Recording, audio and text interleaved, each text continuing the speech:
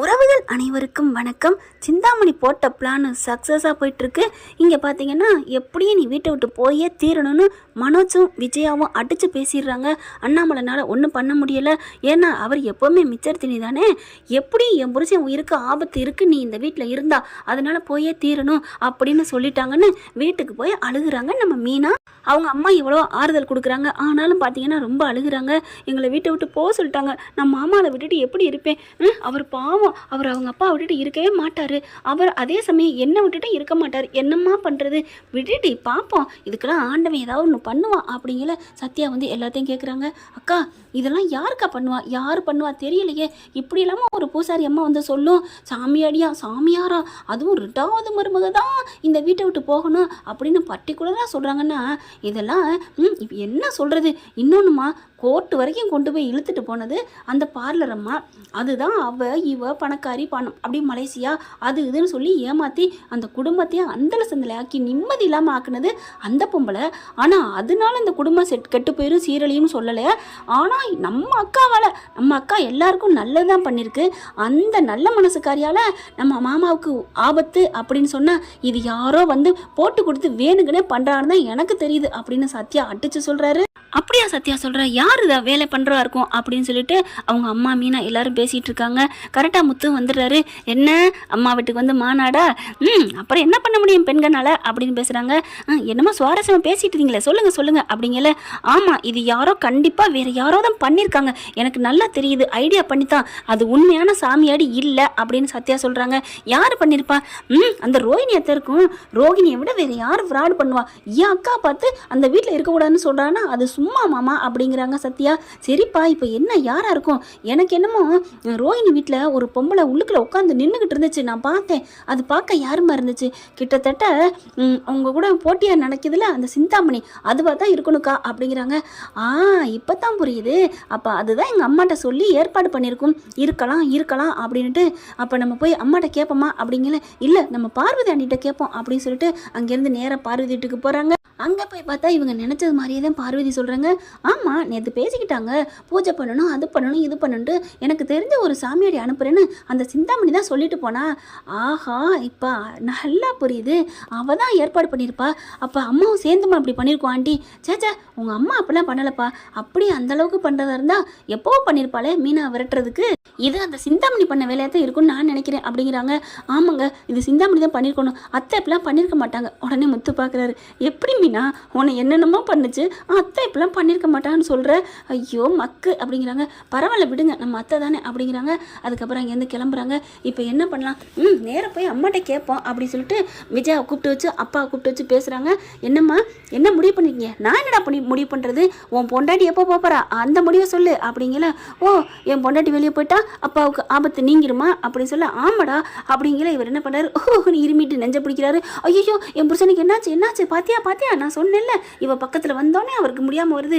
ஏய் விஜயா, கொஞ்சம் நீ இருமிச்சடி பொறையரிச்சடி, அவ்வளோதான், இதுக்கு போய் ஓவராக நடிக்கிற, அப்படியே என் பேச்சை தட்டாமல் கேட்குற மாதிரி. எப்போங்க உங்கள் பேச்சை நான் தட்டாமல் இருந்திருக்கேன் அப்படிங்கிற. முத்து நீயே சொல்கிறா அப்படிங்கிற. அப்பா அம்மா உங்கள் பேச்சை என்றைக்குமே தட்டாதுப்பா, நீங்கள் அதெல்லாம் நினைக்காதீங்க அப்படின்னு சொல்லிட்டு. நான் என்ன முத்து நமக்கு இவ்வளோ வக்காலத்தாக பேசுகிறானே புரியலையே அப்படின்னு விஜயா நினைக்குது. அதுக்கப்புறம் அப்பா நான் ஒன்று கேட்கணும், அம்மா கரெக்டாக சொல்லணும். என்னடா என்ன கேட்க போகிற அப்படின்னு கேட்க, நீங்கள் இந்த பூஜாரி கூட்டு வந்தது சாமியாடி கூட்டு வந்தீங்களே, அது யார் அனுப்புனது, அது சிந்தாமணி தான் அப்படின்னு சொல்ல. அப்பா முடிஞ்சு போச்சு சோழி, அப்போ சிந்தாமணிக்கு மீனாவுக்கும் ஆகாது, அப்போ மீனாவை விரட்டுறதுக்கு அந்த சாமியாடிட்ட போய் சொல்லி அனுப்பியிருக்கலாம்ல அப்படின்னு முத்து சொல்ல. அப்படியே அண்ணாமலை ஆமாடா. உடனே ரவி ஸ்ருதி கரெக்டு, இது அந்த பொம்பளை அனுப்பின வேலையாக தான் இருக்கணும், சத்யாவும் சொல்கிறானே அந்த ரோஹிணி வீட்டில் இருந்தாண்டு அப்படிங்கிறாங்க. அப்படியா அப்படியே விஜயா பார்க்குது. சேச்சா எங்கள் மாஸ்டர் என் பிள்ளை என் மாஸ்டர் என் மேலே உயிரை விடும் சிந்தாமணி, அதெல்லாம் அப்பெல்லாம் பண்ணியிருக்க மாட்டாது அப்படின்னு விஜயா அடித்து சொல்ல. உடனே பழக்குரல் பார்க்குது. ஓ, அப்போ அவங்க வாயாலே சொன்னால் ஒத்துக்குவீங்களா, அவள் எப்படி சொல்லுவா, அப்படி தப்பு பண்ணியிருந்தாலும் ஆமாம் அப்படித்தான், நான் தான் உன் மருமகளை அனுப்புறதுக்கு பண்ணேன் அப்படின்னு சொல்லவா போகிறா அப்படின்னு விஜயா சொல்ல. புரியுதுல்ல அப்புறம் நாங்கள் சொல்கிறத நம்புங்க, அதெல்லாம் முடியாது, என் ஸ்டூடெண்ட்டு நல்லவளா அப்படிங்கிற பலக்குரலும் முத்தும் பார்த்துக்கிறாங்க. எடுறா ஆயுதத்தை அப்படின்னு சொல்லிட்டு ஃபோன் எடுக்கிறாங்க.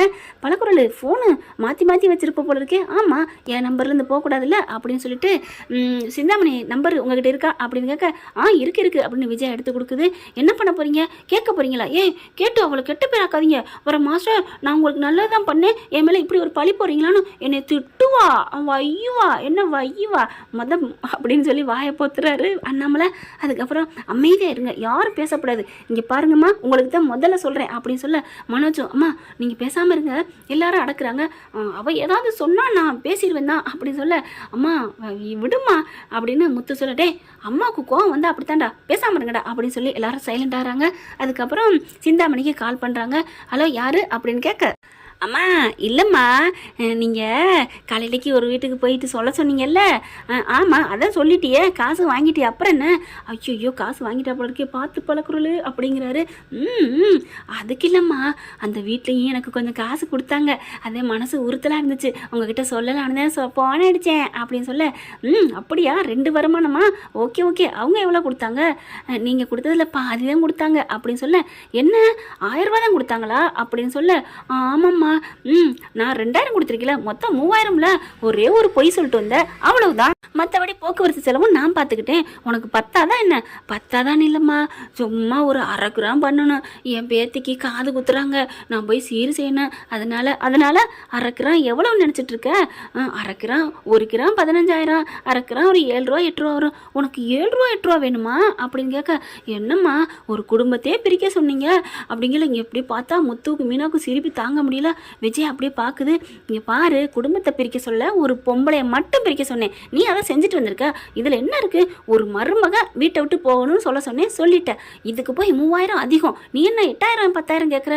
அம்மா எனக்கு வேறு வேலையும் இல்லைம்மா, நீங்கள் சொன்னீங்க நான் நடுங்கி போய் இருந்தேன் தெரியுமா, அங்கே இருக்கவன் ஒருத்தன் முத்துன்னு ஒருத்தர் இருக்கான், துருவி கேள்வி கேட்டான் தெரியுமா, என்ன கேட்டான் நீ யார் அனுப்பி வந்த, அந்த சிந்தாமணி அனுப்பி வந்தியா, சிந்தாமணிக்கு என்ன நோக்கம், என் வீட்டை அபகரிக்கிறதுக்கு இருக்குதா அப்படி இப்படின்னு கேட்டான் தெரியுமா.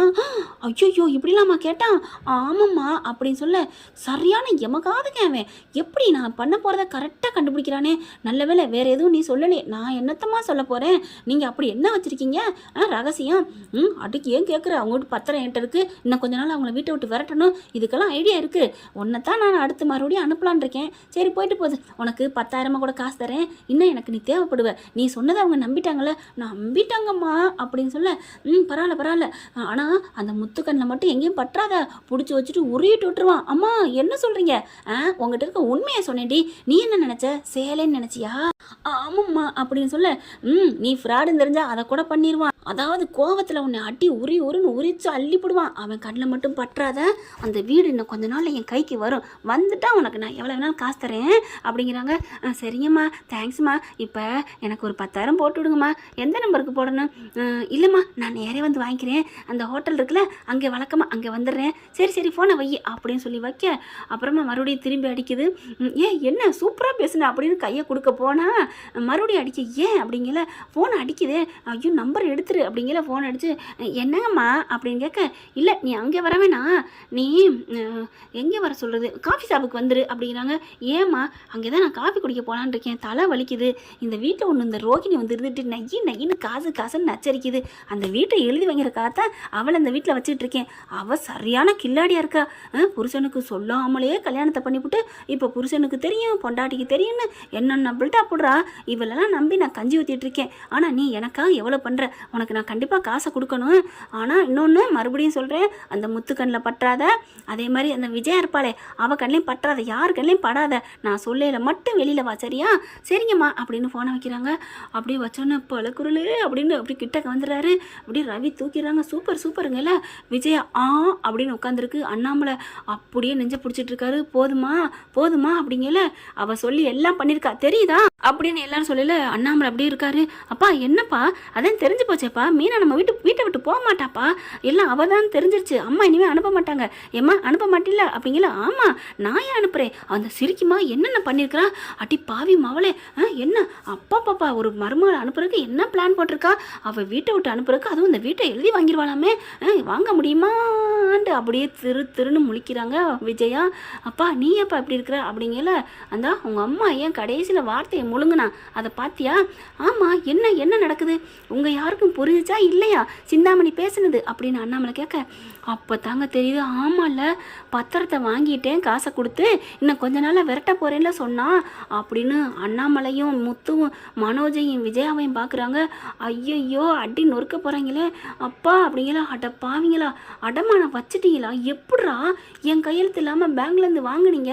இல்லைப்பா அது வந்துப்பா நான் தான்ப்பா போட்டேன் அப்படின்னு சொல்லி ஓட போகிறாங்க. புட்டிச்சு குனிய வச்சு விஜயாவையும் மனோஜையும் சும்மா சாத்துன்னு சாத்துறாரு. சாட்டை எட்டி அடிச்சு நொறுக்கி சாத்துறாருங்க நம்ம அண்ணாமலை.